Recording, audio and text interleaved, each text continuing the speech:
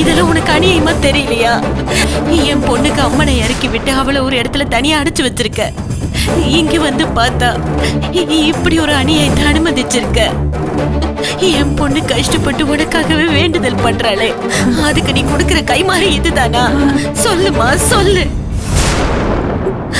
ஓ சந்நிதியில என் பொண்ணுக்கு இப்படி ஒரு அநியாயத்தை நடக்க விட்டுருக்கியே, இதெல்லாம் பார்த்துக்கிட்டு நீ ஏன் சும்மா இருந்த?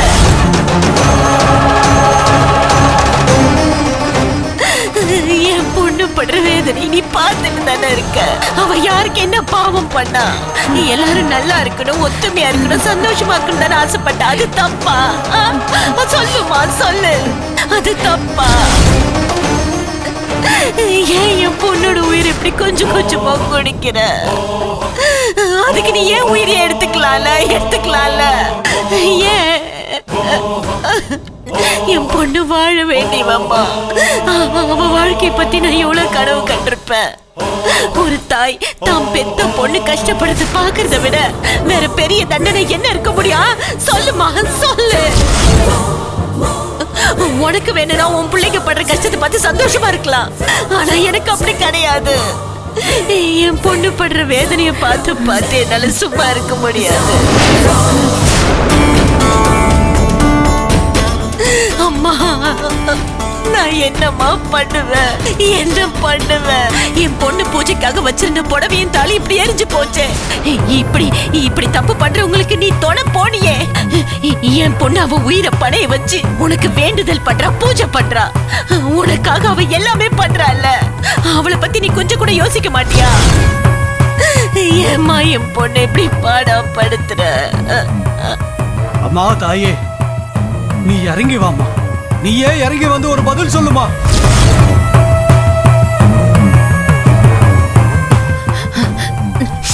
இங்க பாருமா, இந்த புடவையும் தாலியும் எரிஞ்சதுக்கு பதிலா நீ என்ன எரிச்சிருக்கலாம்ல?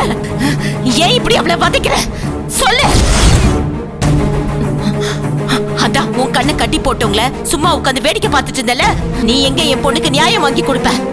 நீயே கதின்னு உன்னை நம்பி கிடக்குறால, அதுக்கு நீ என்ன பதில் சொல்ல போற? சொல்லுமா. அம்மா தாயே, நீ உயிருள்ள தெய்வம் தானே, உனக்கு கெஞ்சி கேக்குறேன், போதும்மா. இதுக்கு மேல நீ எங்களை சோதிக்காதே. எங்களுக்கு தாங்கிக்கிற சக்தி இல்ல. என் புள்ளையோட உசிரை காப்பாத்தணும்னு என் மருமக வேண்டுதலுக்கு நீ மனசு இறங்கி வர வேண்டுதான். நாங்க உன் பாதத்திலே சரணாகதி அடைஞ்சிருக்கோம். உனக்கு விளக்கு பூஜை பண்ணி பொங்கல் வச்சு படையல் போடலான்னு வரதுக்குள்ள இப்படி ஒரு காரியத்தை எங்க கண்ணால பார்க்க வச்சுட்டியே. சொல்லு, நீ எதுக்கு ஒரு தீர்வை சொல்லு. சொல்லுமா, சொல்லு.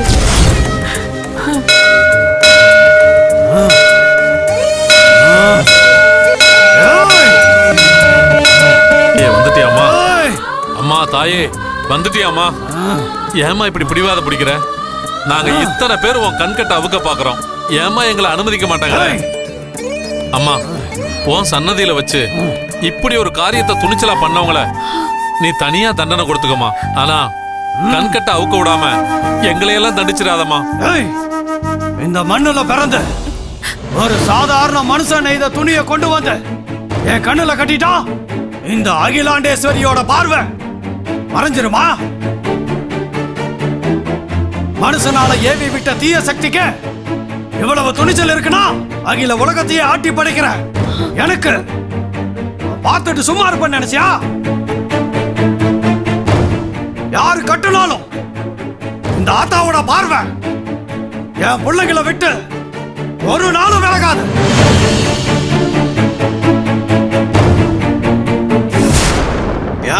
என் பொண்ணுன்னு கதறி அழுதுட்டு இருக்கிய, இப்ப சொல்ற கேட்டுக்க. அவ உனக்கு மட்டும் பொண்ணு இல்ல, இந்த ஆத்தாவுக்கும் அவதான் பொண்ணு.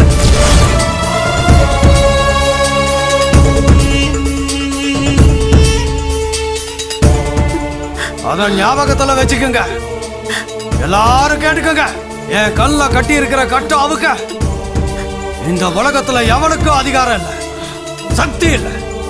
ஏன் நீ நினைச்சாலும் சரி, உனக்கு தினமும் பூசை பண்றானே அவன் நினைச்சா கூட முடியாது. அப்ப என்னதாம்மா வழி? இதுக்கு ஒரு முடிவே இல்லையாமா? ஏன் இல்ல, வழி இருக்கு.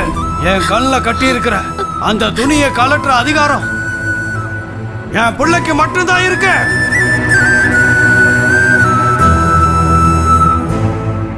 அவ கையாலதான் இந்த ஆத்தா கண்ணு திறப்பா. ஆனா இது சும்மா நடந்துராது. என் பிள்ளை எந்திரிச்சு வந்து இந்த கோவில் வாசல்ல தீ வளர்த்து அந்த தணல்ல இறங்கி தீ மிதிச்சு பக்தியாலையும் பாசத்தாலையும் இந்த ஆத்தாவோட கோபத்தை குளிர்விக்கணும்.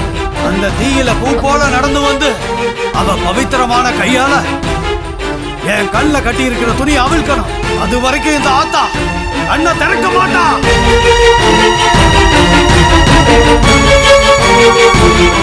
என் பிள்ளையோட தாலியையும் புடவையும் எரிச்சு இந்த ஆத்தாளுக்கே சவால் விட்டது யாரோ அவங்கள நான் சும்மா விட மாட்டேன். மனசை எதை வதைச்சானோ அதையே தான் அறுப்பான். அவன் எடுத்த செயலால அவனே அழிவான். இது இந்த ஆத்தா வாக்கு. ஆத்தா ஆத்தா வாக்கு. ஏப்பா பிடிங்கப்பா.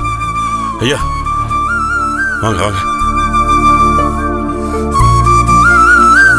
அம்மா அம்மா அந்த அம்மனே இறங்கி வந்து அருள்வாக்கு சொல்லிட்டாமா. உங்க பொண்ணுக்கு அந்த அம்மனோட அருள் பூரணமா இருக்கு. அதனாலதான் எங்க யாருக்குமே அனுமதி தராத இந்த அம்மா இவ்வளவு பெரிய பொறுப்பை உங்க பொண்ணு கிட்ட ஒப்படைச்சிருக்கா. இனிமே உங்க பொண்ணு வந்துதான் இந்த அம்மனோட கண்கட்டை அவுக்க முடியும். ஐயா, என் பொண்ணுக்கு இன்னும் அம்மா இறங்கல. 5 நாள் ஆகும்னு ஏற்கனவே கோவில் ஐயா சொல்லிட்டாரு. இப்பதான் முத நாளே ஆரம்பிச்சிருக்கு.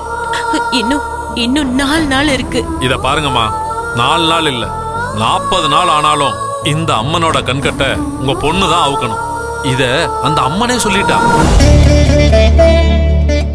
இனிமே இதை யாராலையும் மாத்த முடியாது.